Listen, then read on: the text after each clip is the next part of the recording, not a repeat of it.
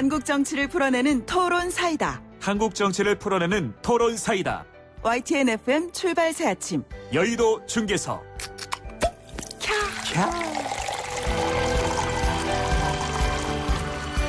한국 정치를 풀어내는 토론 사이다. 여의도 중계석 시간입니다. 여의도 정치 상황을 누구보다도 명쾌하게 풀어주실 두 분 함께하겠습니다. 더불어민주당 서른 최고위원 나오셨고요. 안녕하세요. 예, 반갑습니다. 민주당의 서른입니다. 네, 미래통합당의 홍문표 의원 함께하겠습니다. 네, 홍문표입니다. 네, 두 분 오늘 21대 국회 처음 뭐라 그래야 되나 이걸 본회의 개의 개원.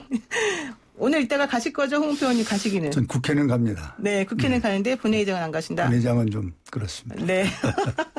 서른 최고위원님 오늘 네. 어떻게 될까요?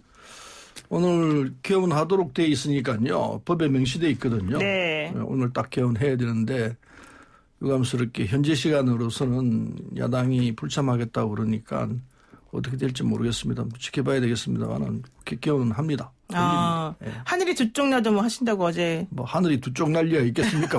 네. 열리죠. 여기서 근데 의장 선출해야 합니다.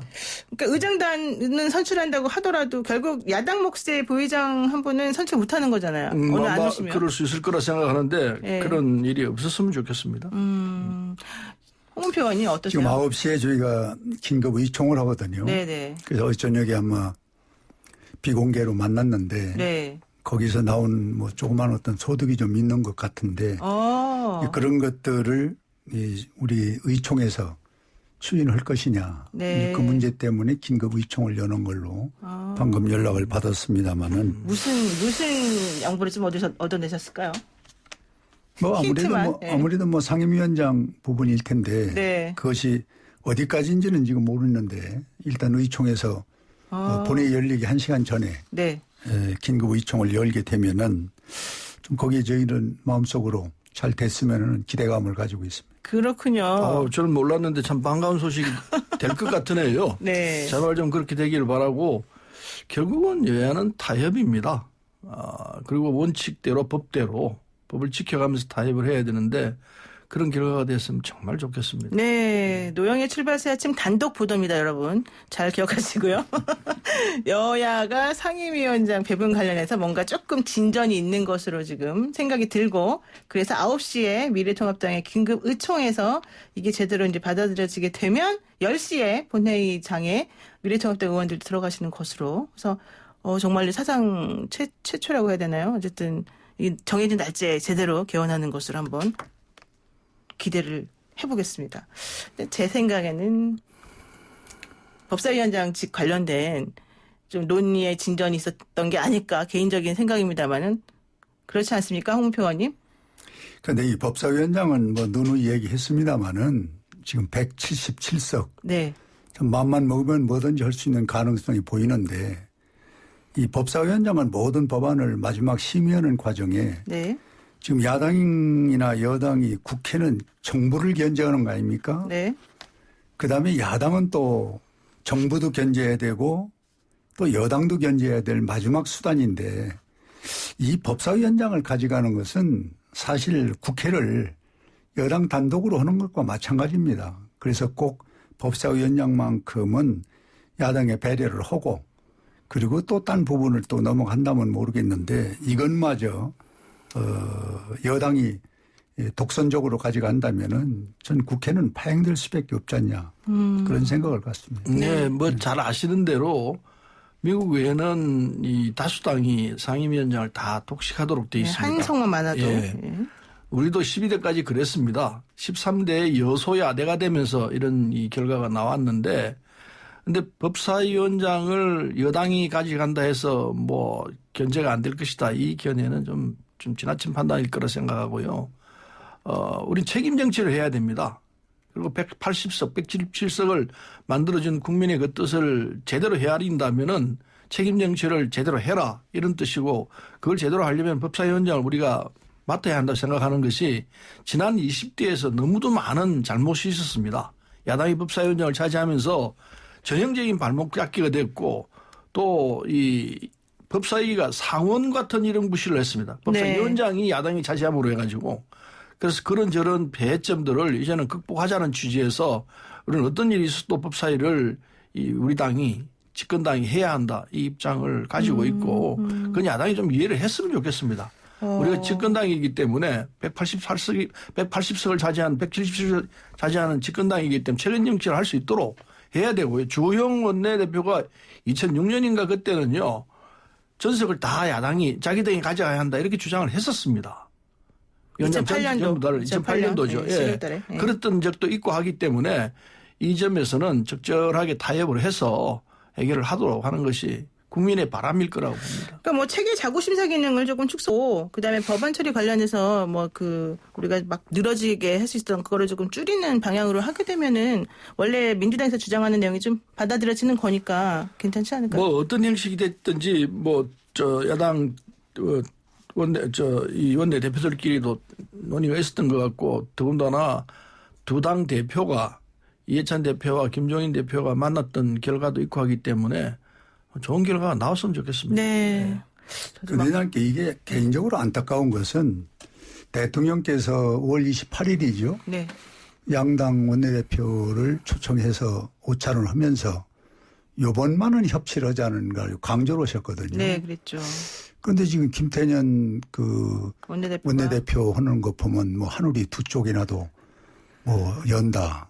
도대체 그 기준을 못 잡겠어요. 대통령은 네. 좋은 얘기를 하시고 또 실무자는 하늘이 두 쪽 나도 연다고 그러고 그럼 협치는 아니란 말이에요. 결국은. 그러니까 허울 좋은 협치를 가지고 이 진정성 있는 걸 찾자고 그러면 저는 어렵다고 보는 겁니다. 그래서 이 177석이면 거대고 슈퍼인데 네. 여기서 양보하고 지혜로운 방법을 찾아줘야 협치가 되지. 우리 지금 작은 소위 야당에서 뭘 우리가 양보할 게 있습니까? 그래서 마지막에 이 법사위원회가 참 여러 가지 법안을 마지막 심의할 수 있는 그런 그 권한을 갖고 있기 때문에 그것만이라도 야당에게 주었을 때 국회는 균형을 맞는다. 네. 균형이 안 맞는 국회는 이 국민이 볼 때 불안한 거고 잘못하면 독주가 되기 때문에 이것을 우리는 주장하는 것입니다. 네. 네. 뭐 어쨌든 법사위원은 사실은 별로 상임위에서 인기 없는 그런 곳으로 알고 있는데 위원장 자리는 정말 뜨거운 것 같습니다. 자, 그리고요. 김종인 비상대책위원장이 기본소득제 문제를 공식화를 하지 않았습니까? 네. 그래서 보수 야당에서 기본소득 문제를 이제 이렇게 언급한 건 사실 처음인데 기본소득제가 우리나라 지금 현 상황에서 이게 도입이 된다는 거가 너무 시기상조다 이런 생각도 좀 해볼 수 있을 것 같은데 어떠세요, 서른은? 네, 뭐 앞서가는 생각이죠. 예. 앞서가는 생각인데 이게 야당 입에서 야당의 주장으로 나왔다는 게 약간 놀라운데요. 그런데 예. 저는 개인적으로 이걸 받아들이고 싶어요. 그래요? 그런데 지금 재정적으로 그걸 할 만한 조건이 돼 있느냐? 그런데 별도의 문제입니다.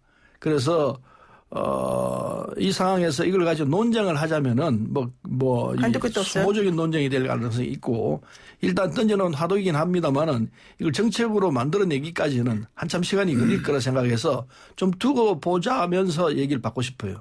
좀 두고 보자. 예. 예, 김종인 우리 비대위원장이 이 말씀을 하셨는데 저는 앞으로 이렇게 되지 않냐 하는 가능성에 더 무게를 둔 것이 아닌가 하는 생각을 갖는데 지금 서른 최고위원 말씀대로 우리 지금 가계부채가 1,600억, 1,600조 이렇게 막 가까이 나거든요.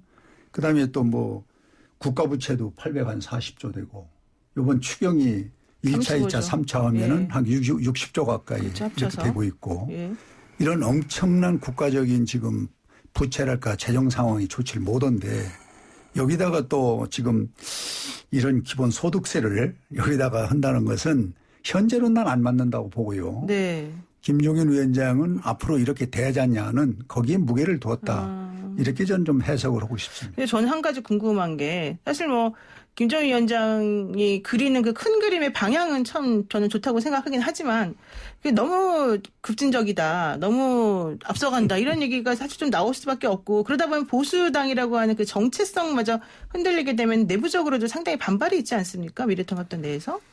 예, 지금 뭐 파열음이 조금씩 있습니다. 예, 지금 지적하신 대로 각종 사설에서도 그런 부분을 다루고 있고 이제 이런 것들이 좀 뭔가 숙성이 되고 용해가 돼야 되겠죠. 그렇죠. 그래서 의총을 자주 열어서 이런 부분을 어떻게 할 거냐 하는 것을 논의하고 이렇게 하는 과정이 지금 좀 당장 필요하다 이렇게 보고 있습니다. 네. 그러니까 두 가지 측면에서 이게 이제 장래 4차 산업혁명이 진행되고 있는데 일자리 감소는 뭐 불을 보듯이 뻔합니다. 네. 그렇기 때문에 전 국민에 대해서 기본소득을 주자. 이 판단은 장기적으로는 맞습니다. 틀리지 않습니다. 그리고 단기적으로도 볼 때도 지금 코로나로 인해 가지고 전 국민이 고통을 당하고 있는데 특히 일용직이나 계약직, 특수고용직 이런 분들이 힘들었습니다. 그래서 전 국민에 대해서 긴급 재난지원금을 이제 지급을 해서 효과를 보고 있거든요. 네, 그렇죠. 이런 측면에서 볼 때는 이 기본소득제가 그 국민들로부터 그 괜찮은 제도다라고 반응을 받을 소지는 있습니다만 문제는 재정이에요. 네. 이게 어마어마한 재정이 들어가기 때문에 지금 이 시점에서 이걸 굳이 하자고 할 수 있겠느냐 이런 의문은 듭니다. 그러나 기본적 발상은 좋기 때문에 시간을 두고 차근차근 따질 문제 지금 하자고 들린다면은 재정적으로 해내기 힘들 거라고 봅니다. 일단 그 부분은 두 분의 의견이 어느 정도 베이스에서는 일치하고 있는 것으로 물론 강론 들어가면 좀 다르겠지만 이렇게 할 것 같고요. 이재명 경기지사가 1인당 20만 원씩 2차 재난지원금을 지원하자 이렇게 건의를 했습니다. 사실 뭐 소비 진작 효과가 좀 있다라고 하는 거는 알려진 바인데 이제 문제는 이렇게 되면은 재정이 또 문제가 되기 때문에 홍남기 경제부총리도 그런 건 있을 수 없다 뭐 이렇게 얘기를 하시는 것 같더라고요. 이 부분은 어떻게 보세요? 현실성이라든가. 이게 이제 재정으로 따지면 10조 한 몇천억이 들어가거든요. 그렇죠. 예.